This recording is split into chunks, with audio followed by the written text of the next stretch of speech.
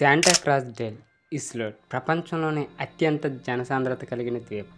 So ఈరోజు వీడియోలో ఈ ద్వీపం గురించి అయితే తెలుసుకుందాం. అంత చిన్న ద్వీపంలో అంతమంది జనాభా ఎలా కలిగారు, అసలు అక్కడ ఏమేమి ఫెసిలిటీస్ ఉన్నాయి, అక్కడ ఉన్న జనాభా వాళ్ళ వృత్తి ఏంటి, ఈ విషయాలన్నీ అయితే ఈరోజు వీడియోలో తెలుసుకుందాం.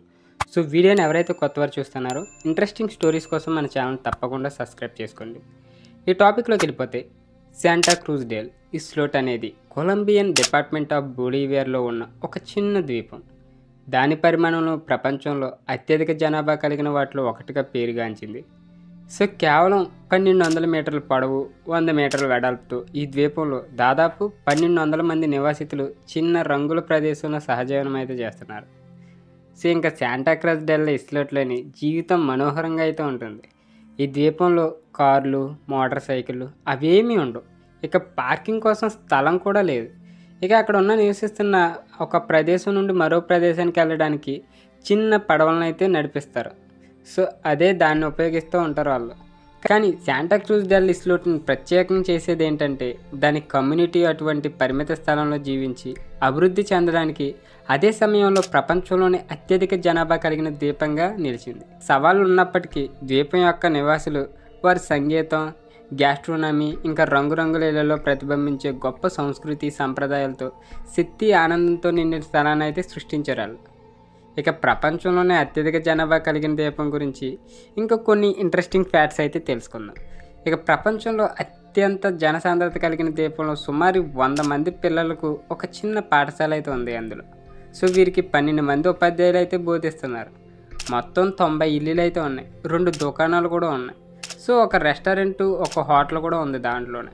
ఇక శాంటా క్రూజ్ డెల్ ఇస్లోట్లోని విద్యుత్ రోజుకి 5 గంటలు మాత్రమే అందుబాటులో ఉంటుంది. ఇక డీసెలేషన్ ప్లాంట్లు త్రాగునీటిని పంపేందుకు ఉపయోగించబడతాయి. ప్రతి ఒక్కరూ ఒకరికొకరు తెలుసు కాబట్టి ఈ ద్వీపంలో పోలీసులు ఉనికి అవసరం లేదు. శాంటా క్రాస్ డెల్ ఇస్లోట్ని మత్స్యకార కుటుంబాల సమూహం పడగపు ప్లాట్ఫామ్ పై నిర్మించి 150 సంవత్సరాల తర్వాత ఇది 1 హెక్టార్ ఉపరితల వైశాల్యానికి అయితే పెరిగింది. 4 ప్రధాన వీధులు, 10 పరిసరాలు అయితే ఉన్నాయి. శాంటా క్రాస్ డెల్ ఇస్లోట్లో 1 చదరపు మీటర్కు ప్రపంచంలోనే అత్యంత జనసాంద్రత కలిగిన ద్వీపం అనే చెప్పచ్చు. ఇక దాన్ని సందర్భోచితంగా చెప్పాలంటే ఇది మాన్హాటన్ కంటే 4 రెట్లు ఎక్కువ జనసాంద్రత కలిగి ఉంది. ఇక జనాభాలో 60% మంది పిల్లలు ఉన్నారు. ఇక 2017లో ద్వీపంలో 7 పిల్లలు అయితే జన్మించారు. ఆ సంవత్సరం ద్వీపంలో ఎవరూ మరణించలేదు.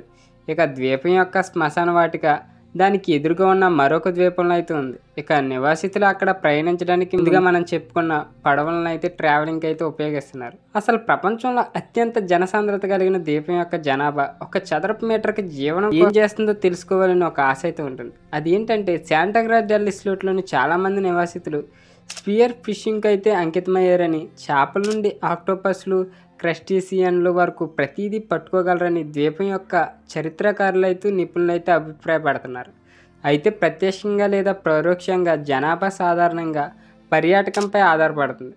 వారి జలాల యొక్క జంతుజాలం, వృక్షజాలాన్ని సంరక్షించే బాధ్యత కలిగిన యంగ్స్టర్స్ నివాసితుల సమూహాన్ని అయితే అక్కడ కలిగి ఉంది. సో ఇక శాంటా క్రాస్ డెల్ ఇస్లోట్లో ప్రపంచంలో అత్యంత జనసాంద్రత కలిగిన ద్వీపం దాని వీధులు, మూలాల మధ్య కొలంబియా వెచ్చదనాన్ని అయితే కలిగి ఉంది. ఈ అద్భుతమైన దేశంలోని ప్రతి మూలలో వలె ఇది వెచ్చగా, మానవీయంగా, ఇక ప్రేమించడం సులభంగా అయితే ఉంటుంది. ఇక కొలంబియా యొక్క మూలాలు, దాని ద్వీపాలు, అరణ్యాలు, అడవులు, సముద్రాల గురించి ఇంకా ఇంట్రెస్టింగ్ కథనాలు అయితే తెలుసుకోవచ్చు మనం. ఎందుకంటే ఇక్కడ మింకా పర్యటన జిల్లాల అత్యుత్తమ ప్రదేశాల్లో ఇది ఒకటి. సో ఇక్కడ పక్షులు చూసే వాళ్ళు అయితే చాలామంది వస్తారు. ఇక ట్రైనోనా పార్క్ ఒకటి, ఇక్కడ కాంబోజువాను, ప్లే ఆఫ్ క్రిస్టల్, బాషియా కాంజా, ఈ పార్కులు అయితే చాలా అయితే ఉంటాయి.